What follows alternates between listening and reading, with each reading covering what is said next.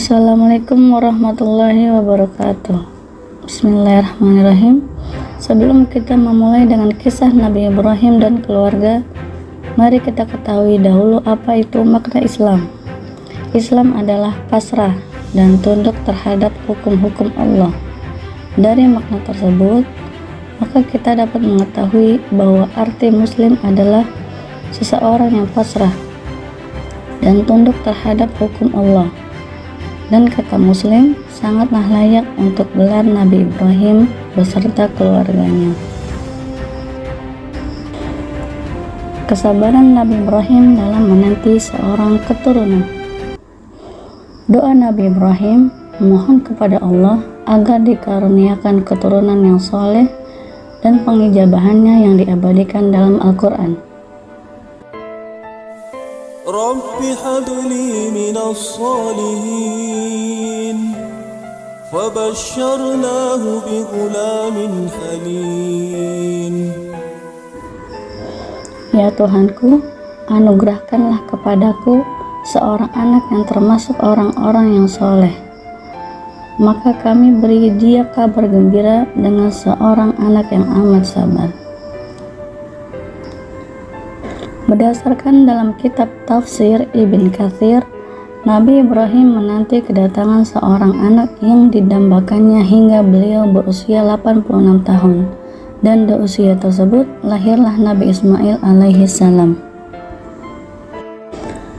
Hijrahnya Sayyidah Hajar dan putranya Nabi Ismail. Setelah Sayyidah Sarah merelakan suaminya memperistri Sayyidah Hajar dan lahirlah Nabi Ismail, mulailah tumbuh benih-benih kecemburuan karena Sayyidah Sarah yang lama menanti keturunan. Akan tetapi tak kunjung datang hingga beliau bersumpah kepada Allah, kepada Nabi Ibrahim akan mengeluarkan keduanya. Kemudian Allah wahyukan kepada Nabi Ibrahim. Allah memerintahkannya agar membawa Sayyidah Hajar dan Nabi Ismail ke tanah Mekah.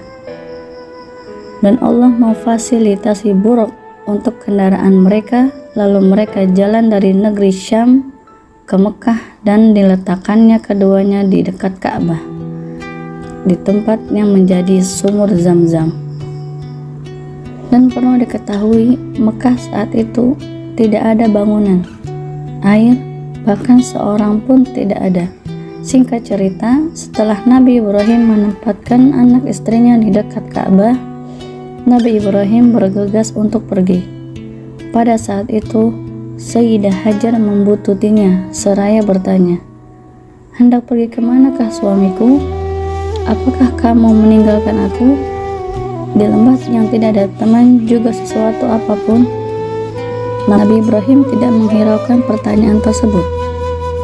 Kemudian Sayyidah Hajar bertanya kembali, "Apakah Allah yang telah memerintahkanmu untuk melakukan ini?"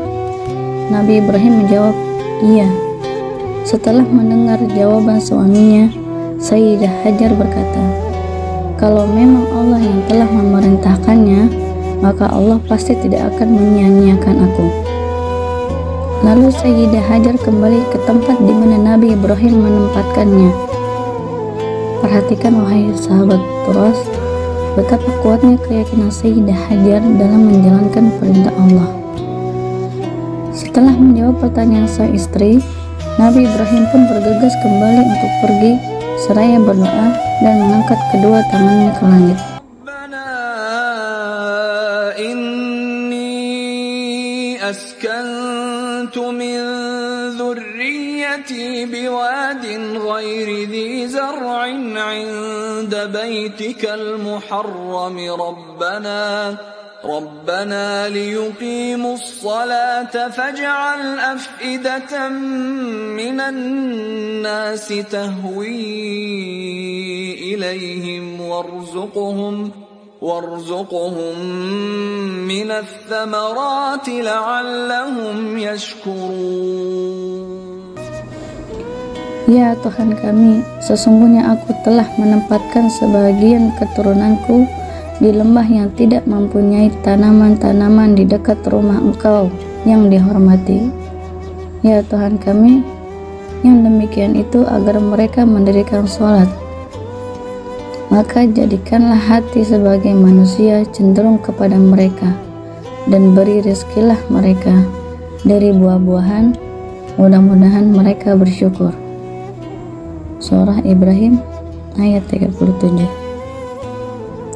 Perhatikan keberkahan doa Nabi Ibrahim. Semuanya Allah kabulkan. Mekah sampai sekarang tak pernah sepi dari manusia, bahkan buah-buahan pun sangat lengkap. Kisah penyembelihan Nabi Ismail. Nabi Ibrahim alaihissalam telah melewati masa-masa yang berat bersama Sayyidah Hajar dan Ismail. Dari mulai mengajaknya hijrah ke negeri Mekah hingga meninggalkan mereka di lembah yang gersang, tak berpenghuni, semua itu semata-mata untuk memenuhi perintah Allah dan kepercayaan mutlak serta tawakal kepadanya.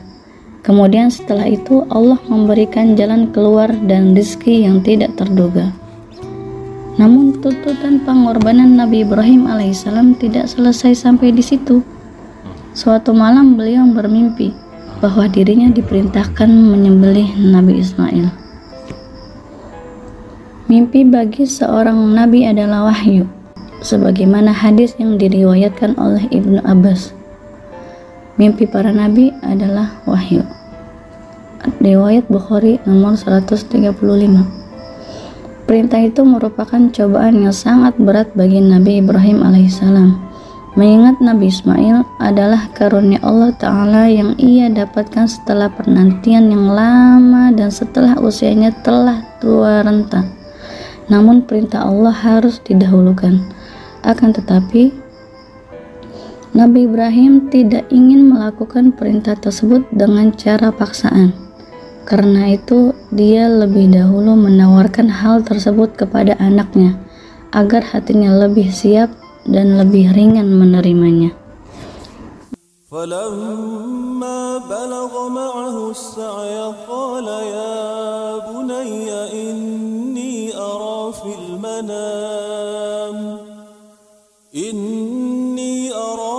الْمَنَامِ أَنِّي أَذْبَحُكَ فَانظُرْ مَاذَا تَرَىٰ قَالَ يَا أَبَتِ افْعَلْ مَا تُؤْمَرُ سَتَجِدُنِي إِن شَاءَ اللَّهُ مِنَ الصَّابِرِينَ.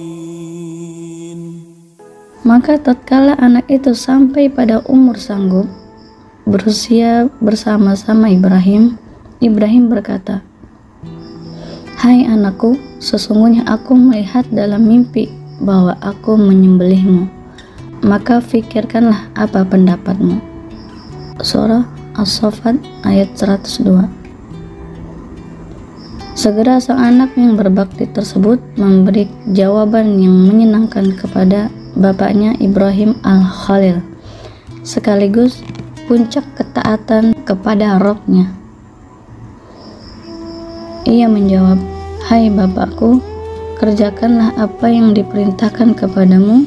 Insya Allah kamu akan mendapatiku termasuk orang-orang yang sabar."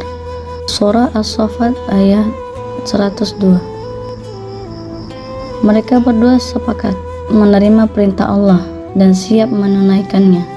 Lalu Ismail dibaringkan dengan cara terlungkup, dan penyembelihan akan dilakukan pada tengkuknya agar dia tidak melihatnya. Namun ketika Nabi Ibrahim alaihissalam ingin menggorok pisaunya ke leher Ismail, ternyata dia tidak dapat memotong.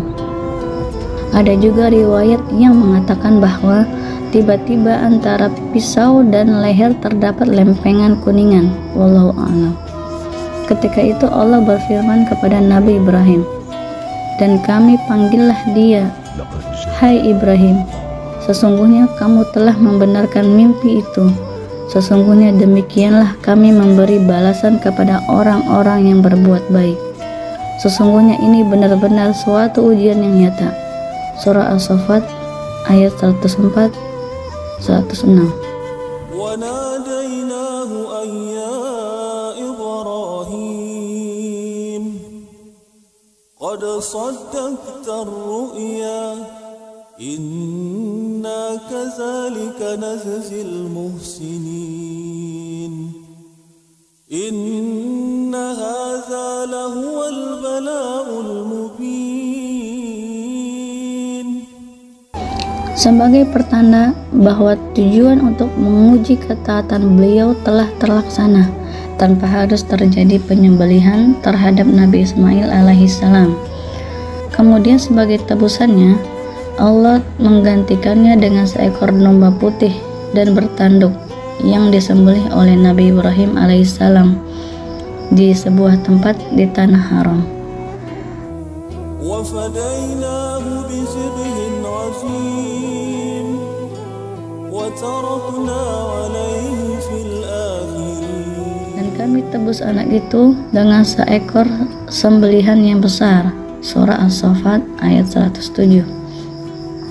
Dalam cerita ini jelas bahwa anak Nabi Ibrahim alaihissalam yang ingin disembelih adalah Ismail, bukan Ishak, karena dialah yang tinggal di Mekah, sedangkan Ishak tidak diketahui dalam sejarah bahwa dia datang ke Mekah pada masa kecilnya.